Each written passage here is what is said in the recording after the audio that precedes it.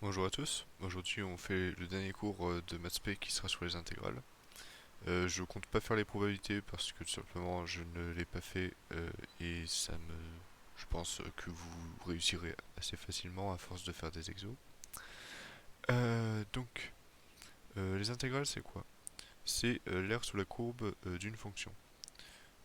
Imaginons que notre fonction soit x, dans ce cas-là, l'aire sous la courbe entre a et b, c'est bien l'intégrale entre a et b. L'intégrale, on la note avec une sorte de S, parce que justement, cette sorte de S, c'était le S de l'époque de Leibniz.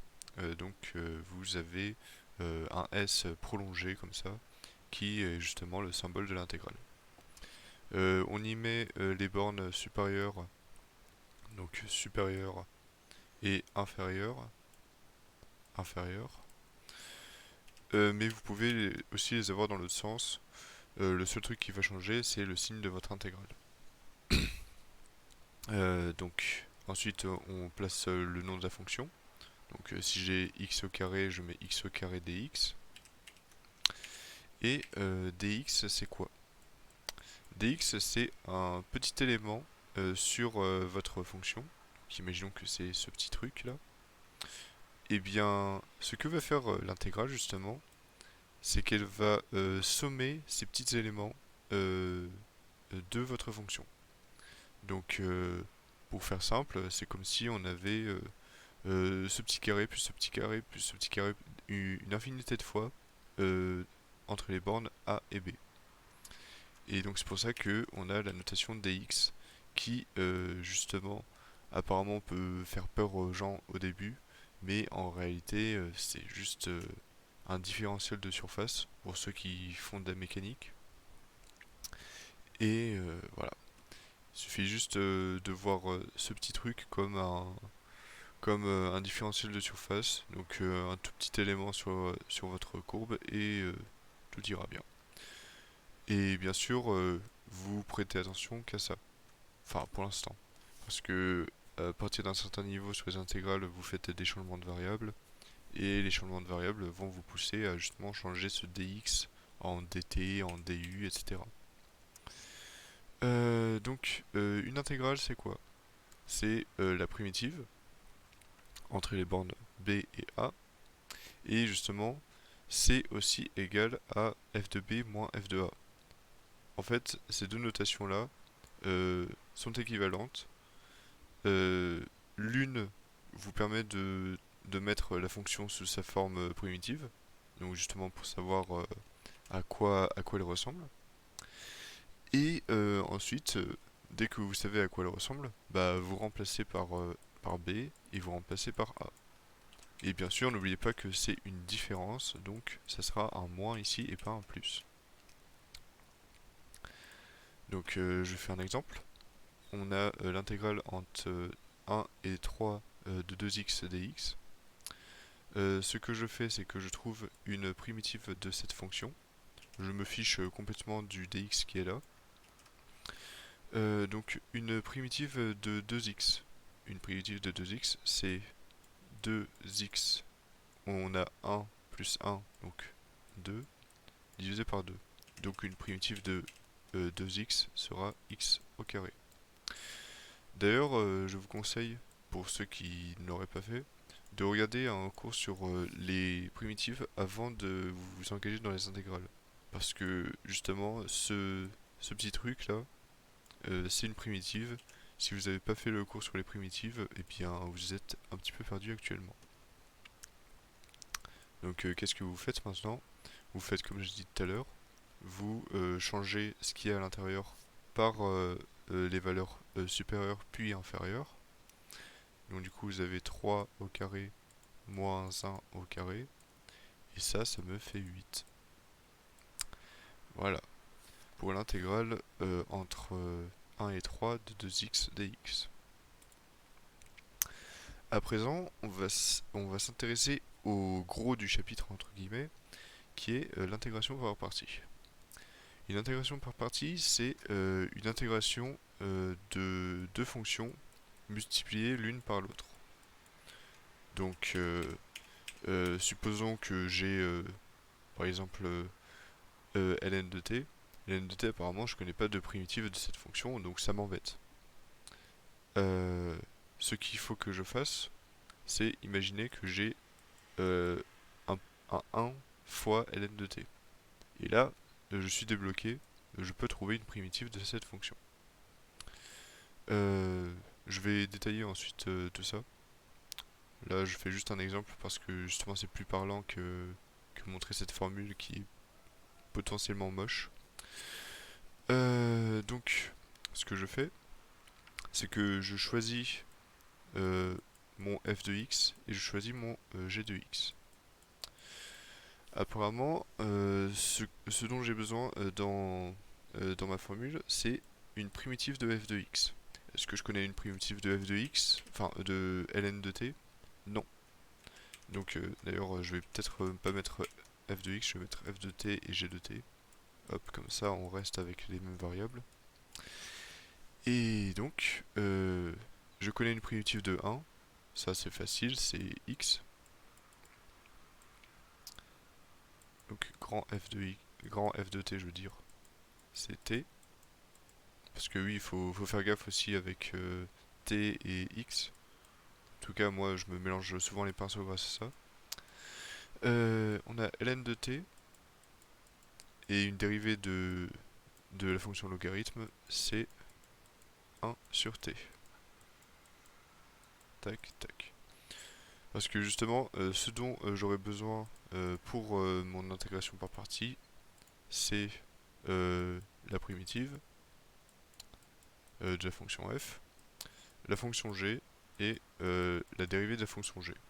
Donc je fais ce petit tableau à côté pour justement savoir qu'est-ce que je vais mettre dans mon intégration par partie. À présent, il suffit juste de remplacer. On a donc f de t fois g de t entre les bornes b et a, donc e et 1 dans ce cas-là. Donc t ln de t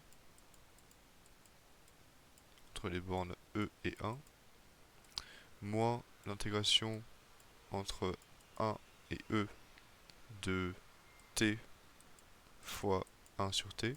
J'imaginais bien que ça fera 1. Et à présent, ce qu'il me reste à faire, c'est développer tout ça. Donc, je vais le faire à l'oral parce que je vais pas réécrire 3 fois cette ligne. On a E, ln de E.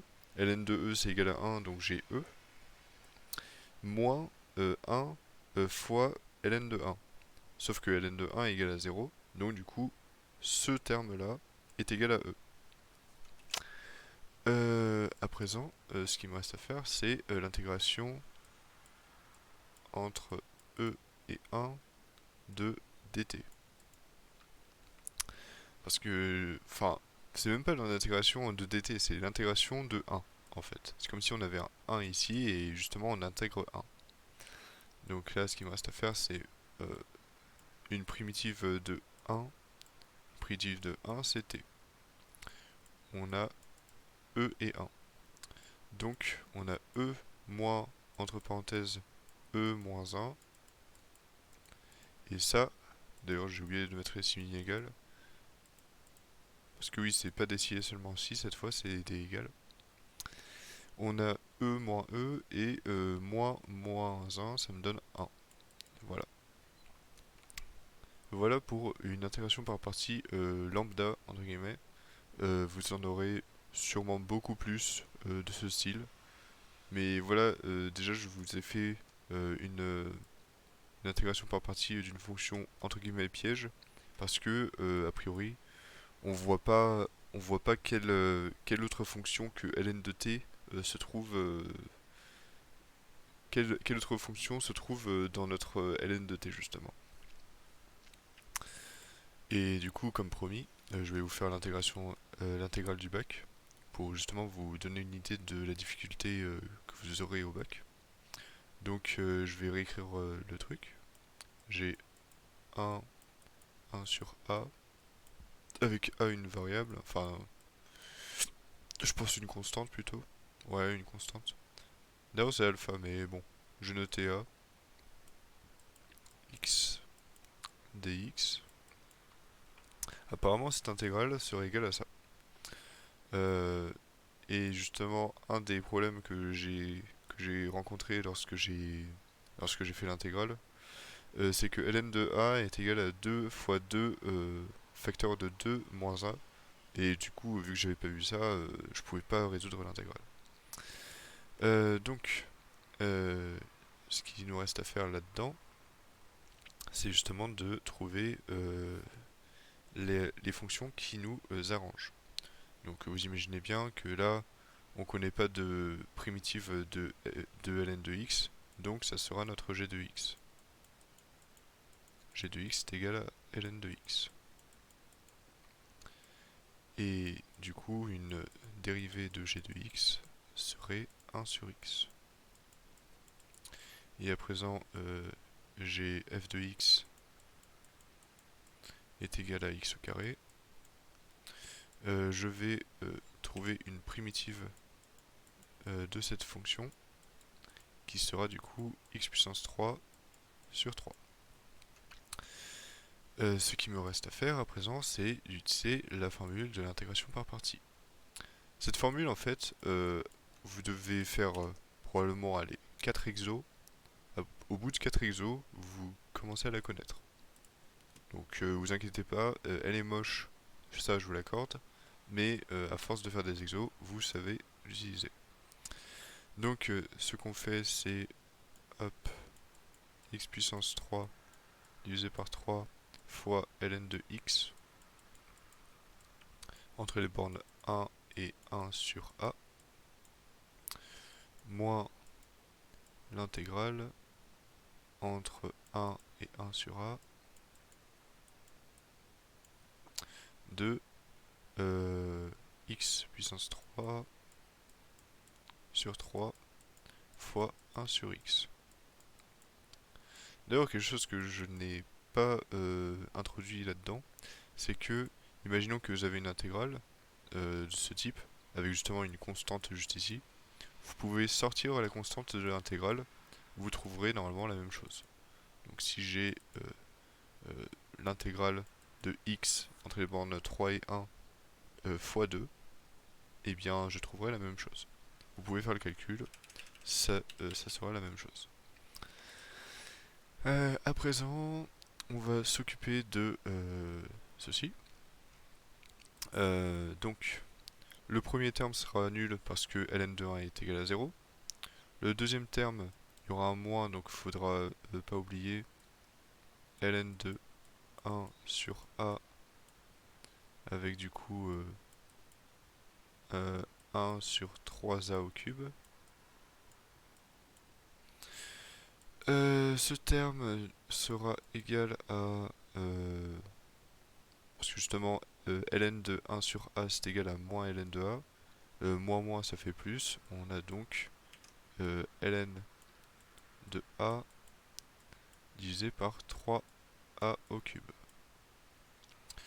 Moins, du coup, l'intégrale qui est ici. D'ailleurs, je vais la simplifier histoire qu'on soit d'accord. On a x carré divisé par 3 dx.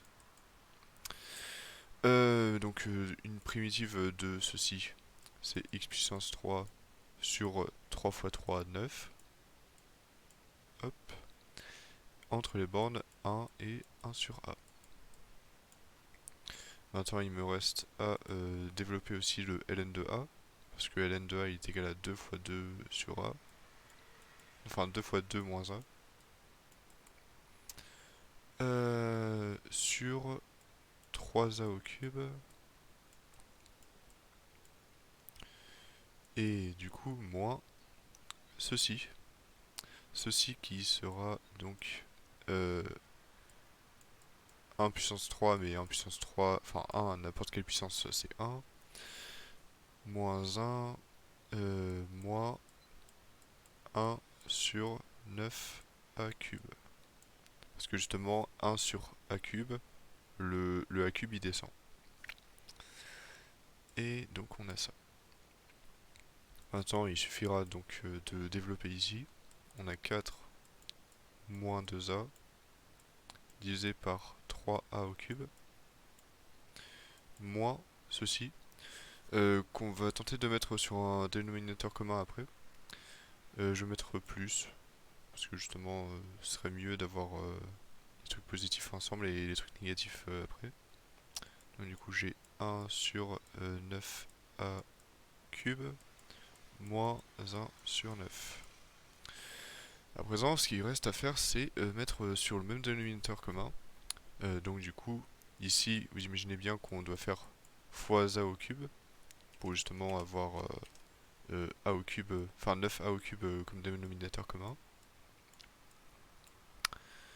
Et donc de l'autre côté, ce sera la même chose. Il faudra multiplier par 3. Parce que justement, on veut faire x3 en haut et en bas. Donc, du coup, on a 4 fois 3, ça me donne 12. Et moins 2a fois 3, ça me donne moins 6a. Plus 1 parce que ça ne change pas. Et là, comme je l'ai dit, il y aura du moins, moins a au cube. Parce que justement, on multiplie par a au cube sur les deux trucs de l'équation. Il ne nous reste plus qu'à mettre tout dans le bon sens. On a 9a au cube moins 6a plus 13 divisé par 9a au cube. Bien, on trouve bien la même chose. C'est bon, c'est nickel. Et donc, voilà le type d'intégrale que vous pouvez calculer pour un baccalauréat. En SPM maths évidemment. Et bah, c'est pas si compliqué que ça. Il suffit juste d'avoir la technique des intégrations par partie. Donc faire des exos. Et voilà. Voilà pour le chapitre sur les intégrales. Suffit juste de savoir tout ça. Et bien sûr, je vais quand même préciser que, imaginons, j'ai une fonction entre a et b avec k une constante, f de x une fonction et dx le dx. Je peux l'écrire sous cette forme. F de x dx. Mais ça, c'est à force de faire des intégrales et normalement, vous aurez le tips au bout d'un moment. Voilà pour ce qui est des intégrales. J'ai pas grand chose d'autre à dire. L'intégrale du bac, honnêtement, elle est ni trop dure ni trop simple. Elle est vraiment à un niveau attendu à la fin d'une terminale. Donc voilà. C'est tout pour les vidéos sur les maths P. J'espère vous avoir instruit quelques tips ou tout simplement vous avoir fait comprendre les chapitres. Si jamais ce n'est pas le cas, évidemment vous pouvez le dire en commentaire, ça je le prends. Euh, et bien sûr, on se retrouve dans une prochaine vidéo sur le chapitre des maths P. A plus.